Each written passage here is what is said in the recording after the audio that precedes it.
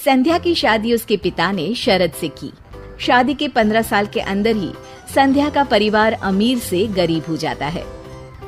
एक दिन संध्या जब अपनी भाभी से कहती है, भैया माँ पिताजी के बाद अब आप लोगों से ही मेरा मायका है। अरे संध्या दीदी, मायका बोलना आसान है, लेकिन जब मायके वालों को निभाना पड़ता है ना, हालत पतली हो जाती है। तभी वहाँ संध्या का भतीजा आ जाता है। देखा माँ, मुझे कितनी कूल ऐप मिली है। अरे बुआ, कब आई तुम? मुझे बताती थी, मैं स्टेशन लेने आ जाता।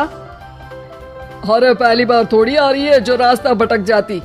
अब गाड़ियाँ भले ही बहुत है, लेकिन सब काम पर लगी है। अरे कोई बात नहीं भैया। और बताओ, अपनी गुड़िया की शादी के बाद खुश तो है ना?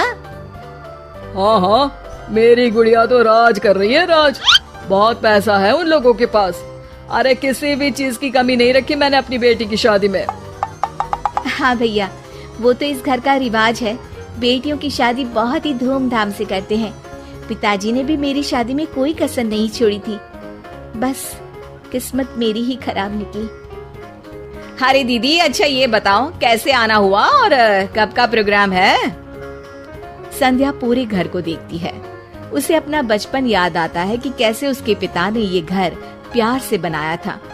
मुझे सीढ़ियों वाला घर पसंद था, तो पिताजी ने मेरे लिए 2 तल्ले का मकान बना दिया। अरे बुआ, सीढ़ियों को घूर रही हो? जरूर बचपन में यहाँ से खूब गिरी होगी। संध्या की आंख से आंसू गिर जाते हैं। वो अपने कमरे में चली जाती है और अलमारी खोलती है। अरे दीदी, अलमारी क्यों छू रही हो? कुछ चाहिए क्या? मुझसे मांग लेती। अरे नहीं भाभी, बचपन से ये अलमारी में मेरे खिलौने और गुड़िया रहा करती थी। हाय रे दीदी, अब क्या बंटवारा चाह रही हैं क्या? संध्या भाभी की इस बात पर घबरा कर वहाँ से निकल जाती है।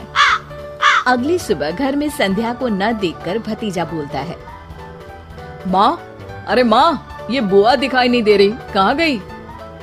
अरे चली गई होगी, कह तो रही थी कि मन नहीं लग रहा है। अरे पापा, ऐसे कैसे बिना बताए चली गई?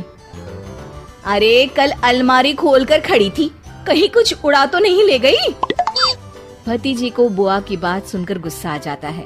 वो वहाँ से चला जाता है। अगले दिन, अरे शेखर कहाँ मर गया? तेरी बहन आ रही है ससुराल से, जल्दी जा स्टेशन। और सुन, वो लंबी वाली कार लेकर जाना, उसकी पसंदीदा है। ओहो पिताजी, आ जाएगी। कौन सा पहली बार आ रही है? माँ को गुस्सा आ जाता है। हाँ हाँ, अब मेरी बेटी को स्टेशन से खुद ही आना पड़ेगा। वाह जी वाह। शेखर, हुआ क्या है तुझे? क्यों नहीं जा रहा है अपनी बहन को लेने? उसने तेरे लिए क्या क्या नहीं किया, कितना प्यार करती है वो तुझसे।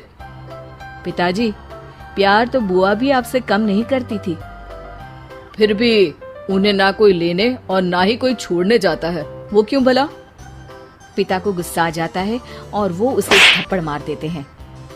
अरे बस करो, क्यों आप दोनों उस संध्या के लिए लड़ रहे हो? ठीक है पिताजी, आज तो आप ड्राइवर को भेजकर अपनी बेटी को ले आइए, लेकिन याद रखिए, अपनी शादी के बाद मैं अपनी बहन को कभी नहीं पूछूंगा। पिता को अपनी गलती का एहसास होता है। आज बुआ का जन्मदिन है, याद तो होगा नहीं आपको?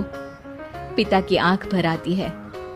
लेकिन तभी वहां अपनी पसंदीदा कार से संध्या घर आती है। भगवान भाई दे तो तुम्हारे जैसा भैया। पापा को पता था कि कौन से रंग की कार मुझे पसंद है। तुमने उसी रंग की कार से मुझे घर बुलाया, वो भी मेरा जन्मदिन मनाने के लिए। ईश्वर सबको तुम्हारे जैसा भाई दे।